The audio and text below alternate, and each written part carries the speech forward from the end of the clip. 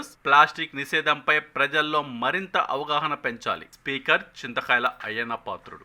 Narsipatnam walkers club చేపట్టిన plastic నిషేధం ఉద్యమంలో భాగంగా నార సంచులను ప్రదర్శించిన speaker Ayyanna Patrudu walkers club చేపట్టిన ఉద్యమం అభినందనీయమని అన్నారు. ఈ సందర్భంగా స్పీకర్ అయ్యన్న పాత్రుడు మాట్లాడుతూ, ప్లాస్టిక్ కవర్లు మట్టిలో కలవాలంటే 100 సంవత్సరాలు పడుతుంది. అందువల్ల వాతావరణం కలుషితం అవుతుందని అన్నారు. వీటిని తిన్న పశువులు అనారోగ్యం పాలవుతున్నాయని, వాటి నుంచి వచ్చే పాలు తాగిన ప్రజలు రోగాల బారిన పడతారని అన్నారు. ఈ విషయాన్ని అందరూ పరిగణలోకి తీసుకుని ప్లాస్టిక్ వినియోగాన్ని వదిలేయాలని అన్నారు. ప్రజలు ప్లాస్టిక్ వినియోగం తగ్గించి పర్యావరణాన్ని కాపాడాలని కోరారు. భవిష్యత్తులో అందరూ నార సంచులనే వినియోగించాలని అన్నారు. అందరికీ నమస్కారం అండి. మరి ఈరోజు నర్సీపట్నం వాకర్స్ క్లబ్ అసోసియేషన్ వారు దాన్ని కలవడం జరిగింది. దానికి కారణం ఏంటంటే, ప్రజల్లో ఒక అవగాహన తీసుకొచ్చి ప్లాస్టిక్ సంచుల్ని నిషేధించాలి అన్న ఒక దృక్పథంతో వాళ్ళు ప్రయత్నం చేస్తున్నారు. ఇవాళ నా చేతుల మీదుగా అది ఓపెన్ చేయడం జరిగింది. అయితే ఈ ప్లాస్టిక్ సంచులు నిషేధం చేయాలంటే వాకర్స్ క్లబ్ లాంటి వాళ్ళు ఎంతోమంది ప్రయత్నం చేస్తున్నారు, కాదన్ను. కానీ ప్రజల్లో అవేర్నెస్ రాకపోతే జరిగే పని కాదు. అంటే ప్రజల్ని నేను కోరేది ఏంటంటే, ఈ ప్లాస్టిక్ సంచుల వల్ల చాలా ఇబ్బందులు ఉన్నాయి. మీకు అర్థం కావట్లే. టీవీల్లో చెప్పిన ఉపన్యాసాలు ఇచ్చిన 5 నిమిషాలు వింటున్నారు, వెళ్ళిపోతారు మళ్ళీ మా వల్లే.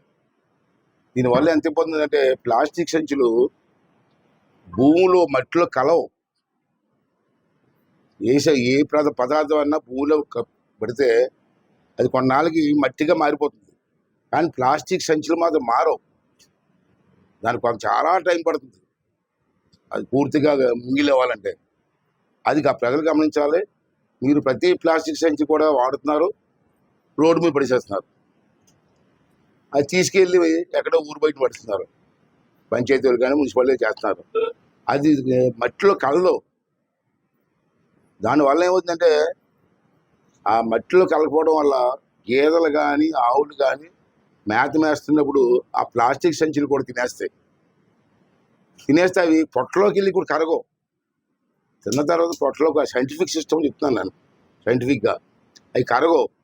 ఆ కరగపోవడం వల్ల ఆవులకి గేదెలకి మేకలకి జంతువులన్నిటికి కూడా ఒక రకమైన జబ్బు వస్తుంది. యానిమల్స్ అన్నిటికి కూడా. మరి ఆ పాలే మనం తాగుతున్నాం, ఆ గేదె పాలు ఆవు పాలు మనం తాగుతున్నాం. ఇది ఆ జబ్బులన్నీ కూడా మళ్ళీ మనుషులకు వస్తున్నాయి. దీనివల్ల చాలా ప్రపంచవ్యాప్తంగా దీని మీద చాలా పెద్ద స్టడీ జరుగుతుంది. కానీ ప్రజల సహకారం లేకపోతే జరగదు ఇది. అంటే నర్సీపట్నంలో మన వాకర్స్ క్లబ్ వాళ్ళు ఒక మంచి కార్యక్రమాన్ని ముందు కూడా చేశారు, కాదని నోట్ చేశారు. మళ్ళీ ఒకసారి అవేర్నెస్ తీసుకొద్దామని చెప్పి ఈ సంచులు, కాస్ట్లీ సంచులు మీకు ఇస్తున్నారు. తీసుకొని ఇంట్లో కూడా దాచుకోవడం కాదు. మీరు బజార్ కాయగూరలకు వెళ్ళినప్పుడు ఇప్పుడు సంచి తీసుకెళ్ళండి. కాయగూరలు కొని ఈ సంచులు వేసుకొని తీసుకురండి. లేకపోతే ఫ్రూట్స్ కొంటారు, ఫ్రూట్స్ షాప్కి వెళ్తారు, వెళ్ళినప్పుడు ఈ సంచి తీసుకెళ్ళండి. ఈ సంచిలోనే వేసుకొని ఇంటికి తీసుకురండి. అప్పుడు నువ్వు ప్లాస్టిక్ వాడకం తగ్గుతుంది, ఈ డిసీజులు అన్ని రావు, వాతావరణం కూడా బాగుంటుంది. కాబట్టి ప్రజలందరూ దయించి, అందరూ ఎడ్యుకేటెడే. ఇవాళ 100% మంది చదువుకున్న వాళ్ళు ఉన్నారు దేశంలో. మీరు కూడా మీ ఇంటి పక్క వాళ్ళకి చెప్పడం, మీ ఫ్రెండ్స్కి చెప్పి ఈవేళ వాకర్స్ క్లబ్లో మెంబర్స్ చేస్తున్న ఈ ప్రయత్నానికి ఈ తాలూకు ఆశీర్వాదం ఇచ్చి ఈ సక్సెస్ఫుల్గా ఈ కార్యక్రమం జరిగే విధంగా మీరు అందరూ కలిసి ఆశీర్వదించాలని చెప్పి ప్రజలందరినీ కూడా కోరుకుంటున్నాను. థ్యాంక్ యూ అండి.